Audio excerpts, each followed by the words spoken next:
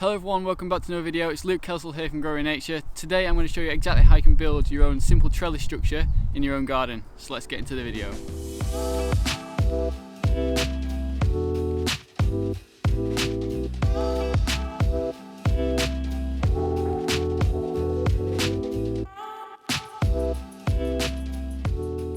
So first, why do you need a structure or why do you need a trellis in the garden? Well, to be honest, it's not actually 100% necessary. You can grow, for example, I'm going to grow peas here, or runner beans that climb stuff, for example. You can grow them without a trellis structure. You could even plant them, next to a fruit tree and they grow up the tree fine, especially in a food forest setting.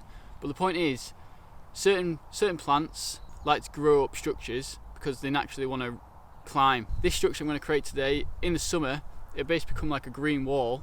And every time I come into the garden, I love this by the way, every time I come into the garden in the summer and there's a full wall of sugar snap peas, I just pick one off and eat it and snack on it. And they are just, perfect healthy little snack to have in the garden. It's always there, fresh. And to be honest, if you haven't tried sugar snap peas, which I'm going to grow today, you'll be amazed at how good they taste. So obviously, I would recommend planting those. So what I've got here is basically an empty bed. I've covered it with some leaves in winter last year, so they've decomposed quite a lot. Just protecting the ground. I'm going to put in the temporary structure, which is really easy to build, and then just show you how I do it. Right, so this is actually a very, very easy thing to build, very easy structure. All you're going to need is some canes like this. I've got quite a lot of canes, which are very cheap. They blend into the food forest quite nicely. That's one of the advantages, by the way, of having a trellis that looks like this. In the past, I've experimented a lot with different structures, and I've always found different problems in which basically narrow down to the method I'm going to teach you today. Because, like for example, in the past I used more of a chicken wire fence, which is more of a permanent structure, but it ended up just being too flimsy, and the peas or whatever I was using to climb up the fence got tangled in it so bad. When it came to the end of the year, I couldn't even remove them, and actually it was too short and too flimsy. Like the peas end up, when they grew really, really well, they ended up growing too tall for the actual trellis. So having a structure like this, which is a lot taller, they've got plenty of room to climb up to, and it also just creates so much nice. To be honest, using a structure like this, which is canes, really blends into the food forest. I don't like having like an eyesore in the garden. When you come in, having like some kind of chicken wire fence doesn't really look good, whereas bamboo canes looks really good in the garden, especially when it's covered with a green wall of sugar snap peas in the summer. First thing he's going to do, because I'm sowing peas, I kind of know the spacing of what I'm going to be doing. I know I'm going to plant each pea about that far apart in the row, so I'm going to do one cane per plant. But if you're growing something like melons, you might not need as many canes lined up. You might need more space in between. But for the sake of this, I'm going to do 2 rows down this bed and about 15 centimeters apart. So what I'm going to do is just start sticking them in the bed like this, and then do the same on the other side, leaving a bit of room in the middle. You don't have to press them in so far because it's going to be sturdy enough.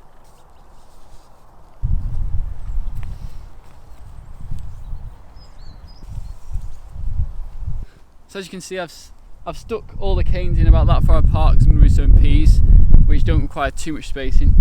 And I've just done it symmetrically down each one. You see, if you look down there, you can see I've given space in between, because now I'm going to basically cross them over like that. So get an extra cane, and there's no real easy way to sort of do this, so I have to just individually cross each one.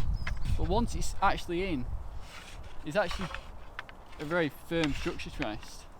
You see I'm sort of going around each one from the end, and just do this end as well.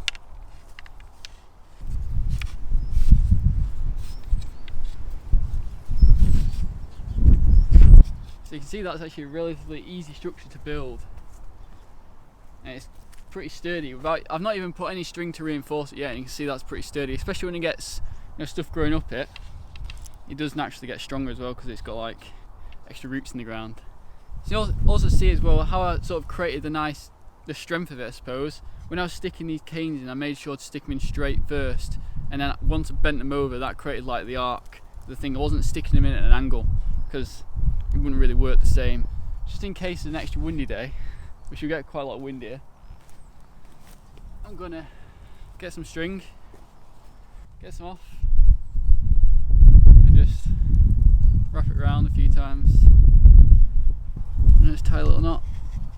Again, it's not like about being I'm not creating an absolutely permanent solid structure. This is just sort of like, you know, temporary to be put on the beds that you want to grow something that runs up it. Towards the end of the year, when you've finished and the peas have died, you can easily just remove the whole thing, cut any string, and then bring it out the following year after you've redone all the beds. That was another problem I actually noticed with having, you know, more a solid structure. At the end of the year, when I had to remove all the mess, basically the dead plants, I couldn't even like get into the rows or the beds because the fence was in the way the whole time. It was just really annoying having to work around the fence. Whereas this time I've been able to just clear it, dump leaves on it, and create a really nice, you know, bed to plant in this following year. Now, so if I was to sow into this now, because that's quite sturdy now, what I'd do is basically, this is the bed here below. I'd just remove some of the leaves. Depending whether you're going to transplant or direct sow, I'm going to direct sow peas. I'll just create a hole here, somewhat close to the stick but not actually on the stick, and then just drop a few pea seeds in, cover it back up, and then wait for the peas to grow, and then they would naturally just grow up like that.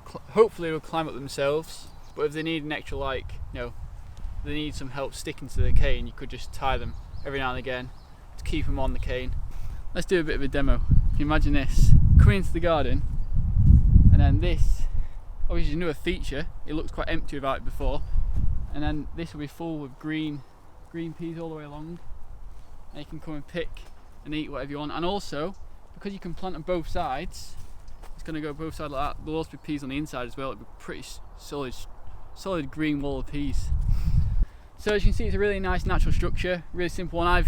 I use this in the garden all the time now because it's just so much better than the other previous trellises I found. And to be honest, all the other trellises I saw online people building were either just really annoying, awkward, didn't look that good, or just expensive and a bit more of a job to build. So I wanted a more temporary structure like this. Hopefully this video is actually really useful for you, so you can create your own simple trellis structure like this and get sowing your peas or your running beans in it now, because it's coming into the growing season, which is actually a really good time. As you can see, the garden's very empty right now, but soon it will come to life, and I'm actually really excited to see what happens this year, because each year is very different. You know, like a lot of stuff changes, a lot of the fruit trees, the bushes get bigger and bigger, and you get more and more abundance each year, each time you invest, you know, in the garden the year before. So hope you enjoyed the video. If you did, make sure you hit the like button, subscribe to the channel, because that really helps me out, and I look forward to seeing you in the next one.